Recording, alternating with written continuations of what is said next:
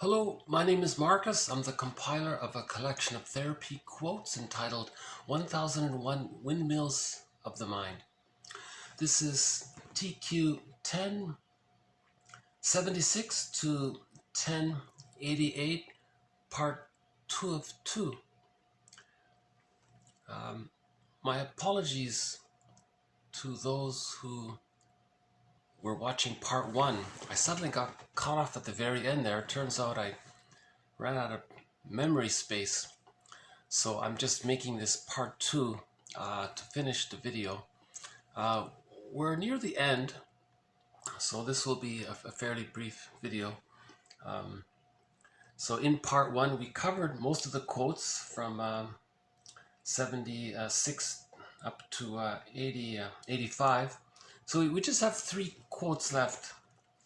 So let's move on to TQ 1086. Therapy quote number 1086. The psychoanalyst's role is primarily one of interpretation, to demonstrate to the client that in his emotional involvement with the therapist, he is reliving an earlier infantile situation in a disguised form. Again, the psychotherapist's role is primarily one of interpretation.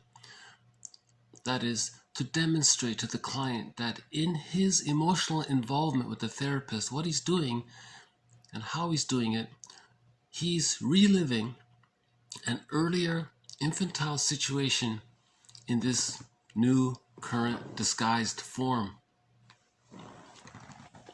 Okay, so that's a follow-up that'd be a good follow-up to TQ 1078. So may I refer you to part 1 on TQ 1078. It describes this quote here a little more in more detail. How when there's a trauma, when the baby has a trauma, any kind of painful memory, the psyche records it because it's painful. And the theory is the psyche wants to get the person to somehow relive, recreate it, and relive it, reenact it, so that the person can re-experience it in a way that it's not as painful. It doesn't really work, but that's sort of the positive intention about repetition compulsion, to try to master the trauma, right? So in the dyad, mother-child dyad, later on in the client-therapist dyad, it gets replayed in the present. Right? That's an artificial manufacturing of a childhood situation, displaced and transferred into the present. Now, the therapist's job is to offer interpretation, to put words to it all, to help metabolize it, to take away the pain. Right? Because it's painful to have those memories constantly in our psyche. Right? So he puts it here, that's his main job, you know. It's called transference interpretations. He has other duties, of course, but he thinks that's the main one. Right. Okay, one more here. So we'll just end on 2 short ones on projection. Okay, projection, quote, "He is and I can't stand that," unquote. Okay, the quote is, take out the "he is" and put in an "I am." So I thought that's the quickest, briefest little self-help kind of exercise that we have here. So you fill in the blank. Think of somebody you strongly like or don't like. Okay, and someone you can't stand. Oh, okay, sorry. He's someone you can't stand. He is, and I can't stand that in him or what I see. Now re-say it, but change the words "he is" to "I am." Okay, that's the mirror defense. So Laughlin calls projection a mirror defense. Okay. Projection is the avenue by which the unconscious material attempts to reach consciousness. Again, projection. This is the avenue by which the unconscious material attempts to reach consciousness. So that's the positive intention of projection. We create this mirror so that we can look into it and see what we're denying in ourselves. That's called the mirror defense. So it's painful to be aware of it. We say it belongs to someone else. It's out there. Now, seeing it out there, it's kind of like a mirror for ourselves. That's called the mirror defense. So Robert Bly has this example, you know. He says, think about someone you don't like, and then think about someone, let's say he's in front of you, and think about how you don't like that person. Now let's say the sun is out, and as you're saying it, look to your side and see your own shadow.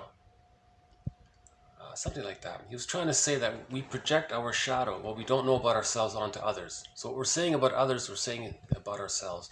Projection is confession. Prejudice is confession, for the most part. Okay, so I'll just end it here. So this material is all in part 1. This part 2 is just a little tag on at the end, because I ran out of ran out of space here. Okay, we'll end on our theme song here, Katja Epstein's. So once again, this series is named after Katja Epstein's rendition of the song Windmills, 1000 Windmills of the Mind.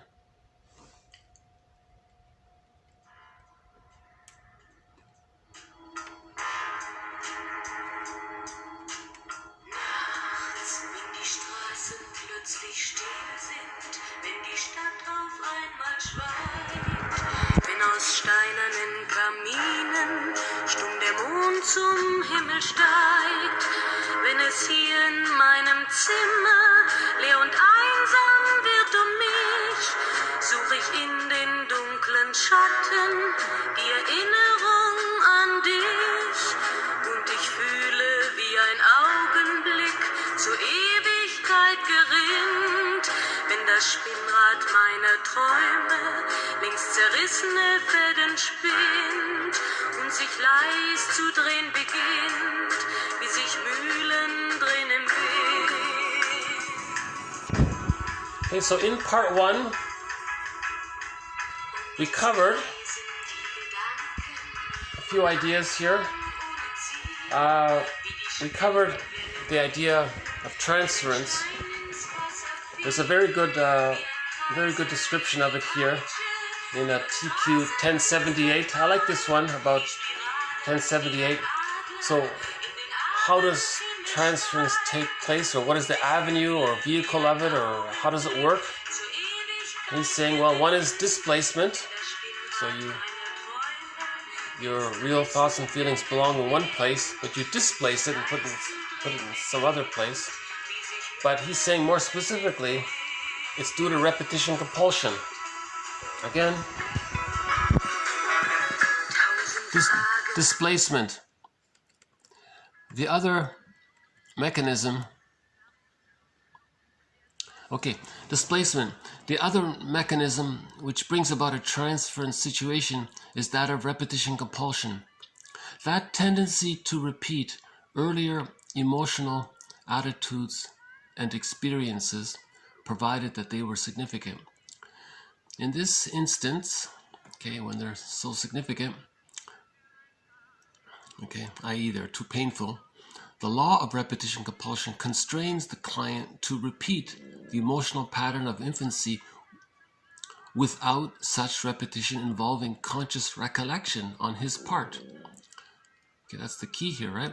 This point of conscious, no conscious recollection on his part is important because it means that a responsibility is cast upon the analyst to interpret the transference relationship to the client in such a way that he gains conscious insight regarding the wishes and tendencies of early childhood as they appear in the guise of the transference situation. This transference situation represents a new artificially developed scene, not based on the actual scene or position of the client in relation to his therapist in the present, but a reenactment in a different, environment of the former infantile neurosis, which lies at the seat of the client's neurotic past. I think was it Donna Summer? She has that song, same script, different cast. Is that her?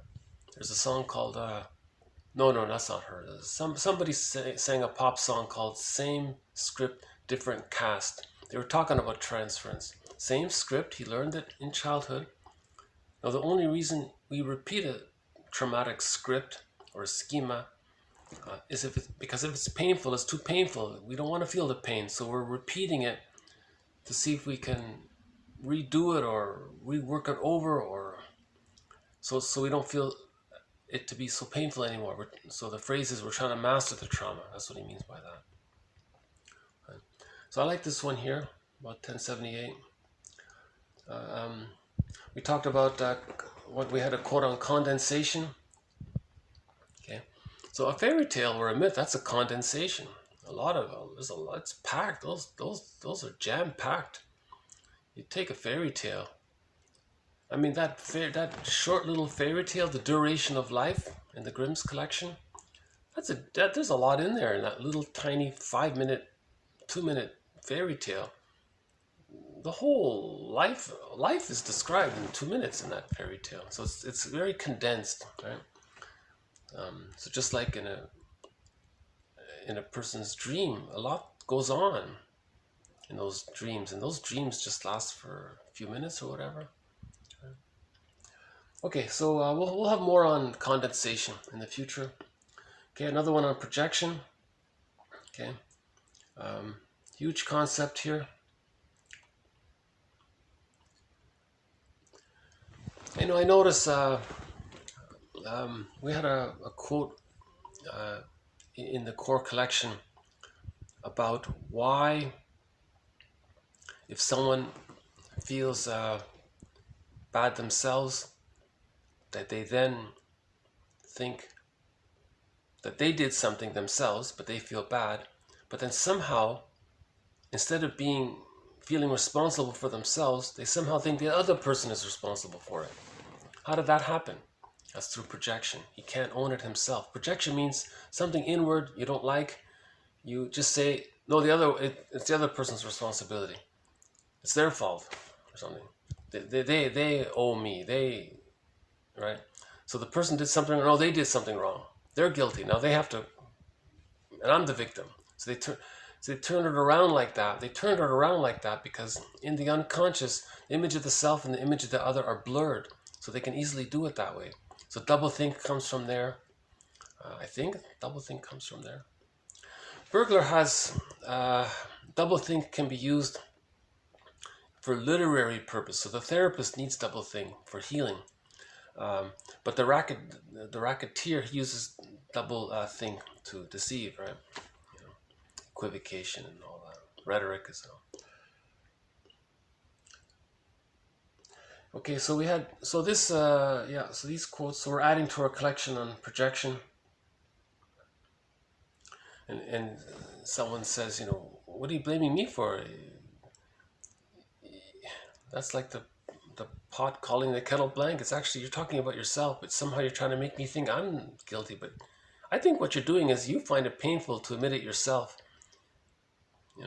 So the therapist has to notice this.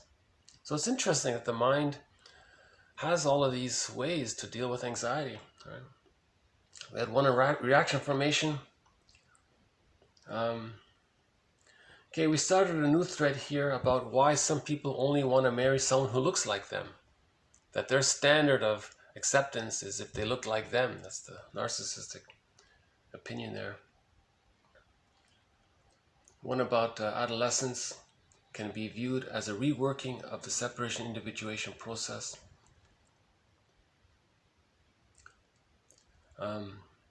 Okay, in part 1, I tried my best to cover a little bit about this terrible issue of the emotional sadism. People either take pleasure in seeing you down, or they covertly manufacture it and take pleasure that way. The 5 and the 8. So please may I refer you to part 1 on that.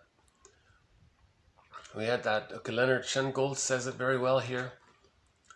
The parent who is experienced as bad must be turned to. The baby must bond to the parent, even if the baby's bad, even if the mother's bad. The baby must bond to the bad mother. And then the baby must see the bad mother as good. So there's the birth of doublethink and all that, flipping around. Right?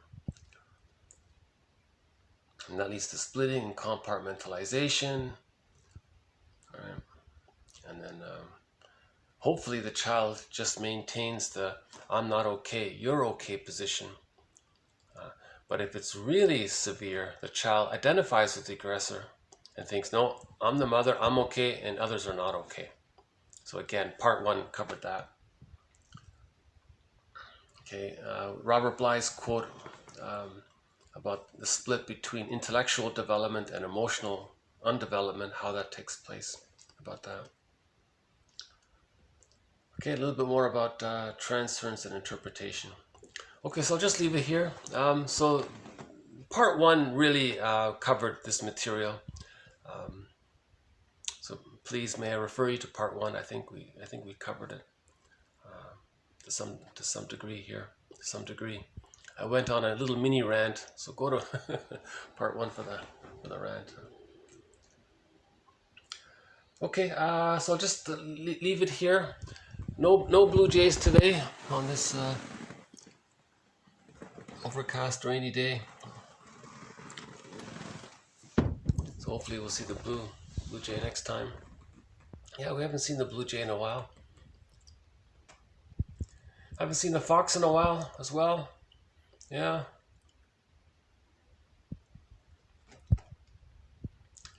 So hopefully we'll catch a glimpse of the heron the next time I do an outdoor video.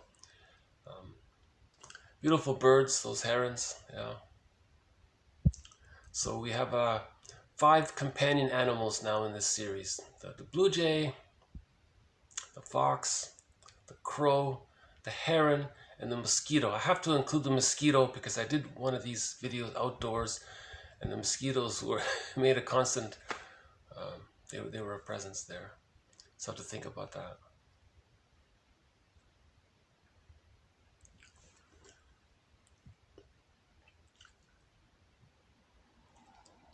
I mentioned yesterday about Diana Ross. She has a new song called Thank You. I was interested. It came out about a month ago. That was nice, about gratitude. That's a sign of psychological health, to have an appreciation. Not cynical, not a cynical thank you. Not a sardonic, sadistic thank you. A genuine thank you. And, okay, so I'll just leave it here for today. So thank you very much. This has been part 2 of 2 of the bonus quotes, TQ 10, hold on, what was it? 1076 to 1088. Thank you again. Bye for now.